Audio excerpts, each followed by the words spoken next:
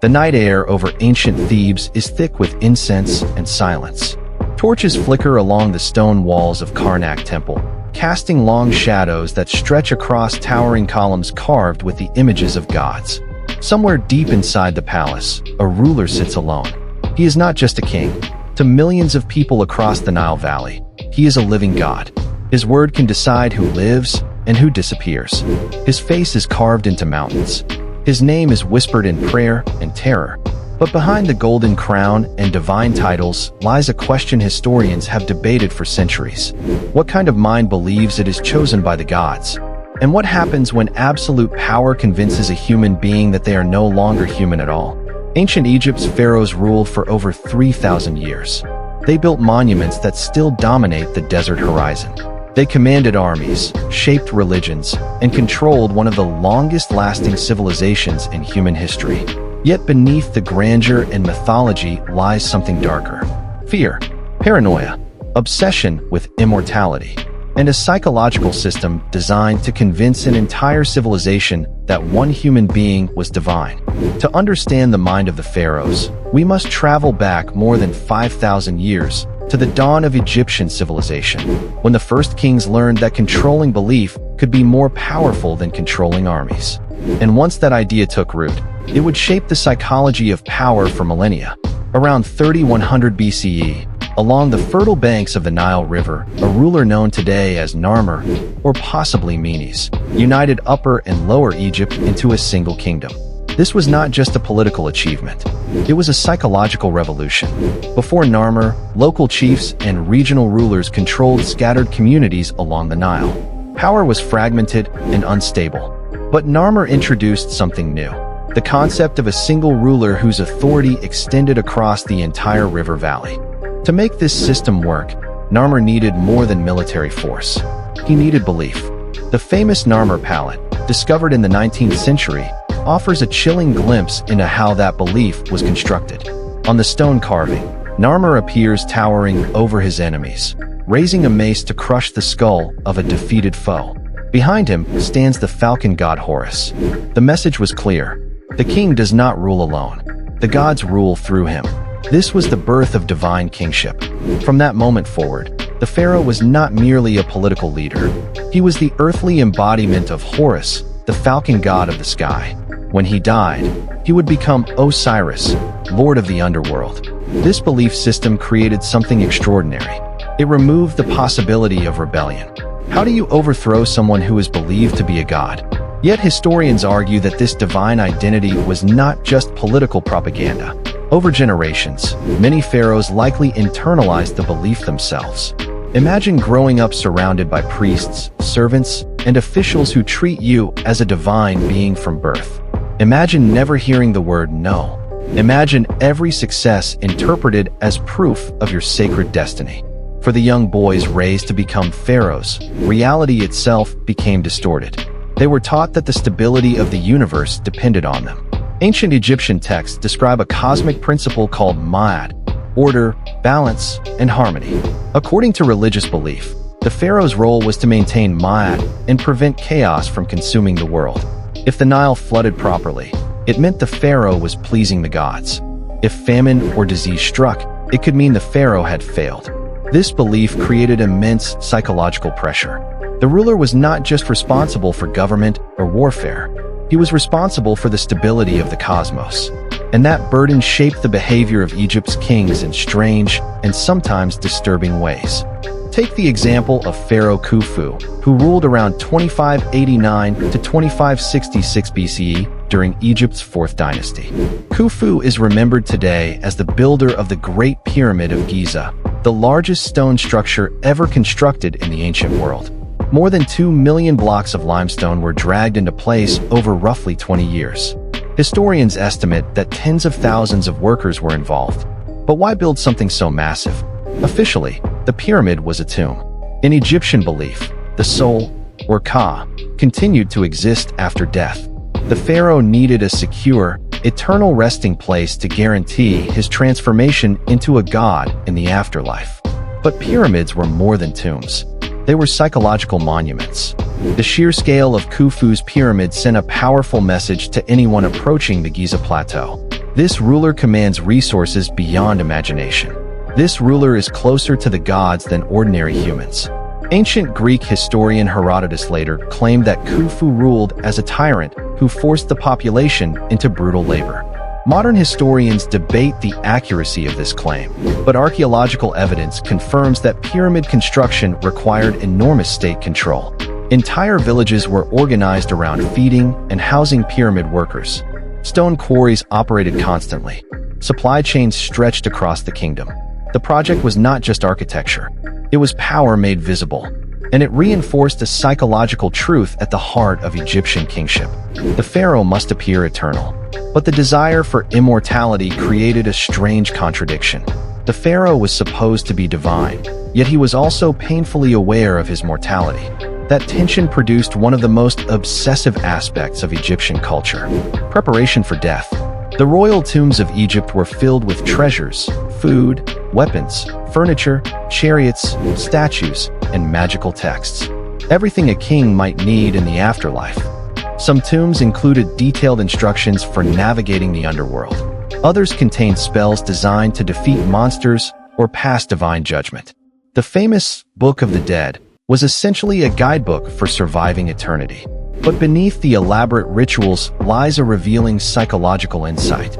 The pharaohs were terrified of being forgotten. In Egyptian belief, a person truly died only when their name vanished from memory. As a result, kings covered temples, statues, and monuments with their names. Every wall became a record of their achievements. Every statue repeated their identity. It was a desperate attempt to defeat oblivion. Yet the psychology of divine kingship did not always produce stability. Sometimes it produced paranoia. Few rulers illustrate this better than Pharaoh Akhenaten. Born around 1360 BCE as Amenhotep IV, Akhenaten inherited one of the most powerful empires in the ancient world. Egypt controlled vast territories in Nubia and the Near East. The capital city of Thebes was filled with temples dedicated to the powerful god Ammonius. Priests of Ammonius had grown immensely wealthy and influential. For generations, pharaohs had balanced their authority with the power of this priesthood. But around the 5th year of his reign, Amenhotep IV made a decision that stunned Egypt. He rejected the traditional gods. Instead, he declared that a single deity, the Aten, represented by the sun disk, was the true divine power. He changed his name to Akhenaten, meaning effective for Aten. He closed temples dedicated to other gods. He erased the name of Ammonius from monuments. And he built an entirely new capital city called Akhenaten, modern-day Amarna. Historians still debate what motivated this radical transformation. Some believe Akhenaten experienced a genuine religious vision. Others argue it was a calculated attempt to break the power of the Ammonius priesthood. But the speed and intensity of the change suggest something deeper: a psychological obsession. Akhenaten did not simply promote the Aten. He demanded exclusive worship. Ancient inscriptions describe the Aten as the sole creator of the world, and only one person could truly communicate with this god: the pharaoh himself. In temple reliefs from Amarna, Akhenaten appears beneath the rays of the sun disk, which end in tiny hands reaching down to touch him and his family. No priests stand between them. No other gods appear. The message is unmistakable. The pharaoh is the sole bridge between humanity and the divine. This transformation placed enormous religious authority directly into Akhenaten's hands. But it also isolated him. As temples closed and traditions vanished, many Egyptians grew uneasy. The ancient gods had protected Egypt for centuries. Abandoning them felt dangerous. Akhenaten seemed unconcerned. He spent years focused on constructing his new capital and expanding Aten worship. Meanwhile, Egypt's foreign empire began to weaken. Letters discovered at Amarna revealed desperate pleas from Egyptian governors in Syria and Canaan asking for military support against invading forces. Many historians believe Akhenaten ignored them. His attention remained fixed on religion. Some scholars have described this period as one of the earliest recorded examples of ideological obsession by a ruler. Akhenaten appeared convinced that only he understood the truth of the universe. Everyone else had been wrong for centuries. And when rulers reach that level of certainty, compromise becomes impossible. After Akhenaten's death around 1336 BCE, Egypt moved quickly to erase his legacy. His monuments were dismantled. His name was removed from king lists. His capital city was abandoned. The traditional gods returned. It was as if Egypt wanted to forget the experiment entirely. But the psychological patterns of divine power continued. Perhaps the most famous pharaoh in modern imagination, Tutankhamun, was shaped by this chaotic period. Tutankhamun became king around age 9. He inherited a kingdom struggling to recover from Akhenaten's religious revolution. Advisors surrounding the young king quickly restored the old gods and reopened temples. His name changed from Tutankhaten to Tutankhamun, honoring the restored deity Ammonius. But Tutankhamun himself appears to have had little real authority. Power rested with older officials like the general Horemheb and the courtier Ai. Yet even this boy king participated in the rituals of divine rule. Statues depicted him as a warrior defeating enemies. Reliefs showed him offering gifts to the gods. In reality, he was a teenager navigating a court filled with ambitious adults. His sudden death around age 18 only deepened the mystery. His tomb, discovered by Howard Carter in 1922, revealed extraordinary treasures: gold masks, jeweled daggers, chariots, thrones. But the tomb itself was surprisingly small for a pharaoh. Some historians believe Tutankhamun's death was unexpected. He may not have had time to prepare a grand royal tomb. Yet even in this modest burial chamber, the symbolism of divine kingship remained overwhelming. The young king's golden funerary mask depicts him as Osiris, ruler of the afterlife. Even in death, the transformation into a god continued. But if one ruler embodies the psychological extremes of Egyptian power, it is Ramesses II. Ramesses the Great ruled from 1279 to 1213 BCE, one of the longest reigns in Egyptian history. He lived to around 90 years old. He fathered more than 100 children, and he built monuments across Egypt on a scale rivaling the pyramid builders. Temples at Abu Simbel, massive statues at Luxor, colossal inscriptions describing his victories. Yet Ramesses was not simply preserving history, he was shaping it. One of the most famous examples is the Battle of Kadesh in 1274 BCE against the Hittite Empire. Egyptian inscriptions describe Ramesses charging alone into enemy lines, defeating thousands of enemies, and emerging victorious through divine assistance.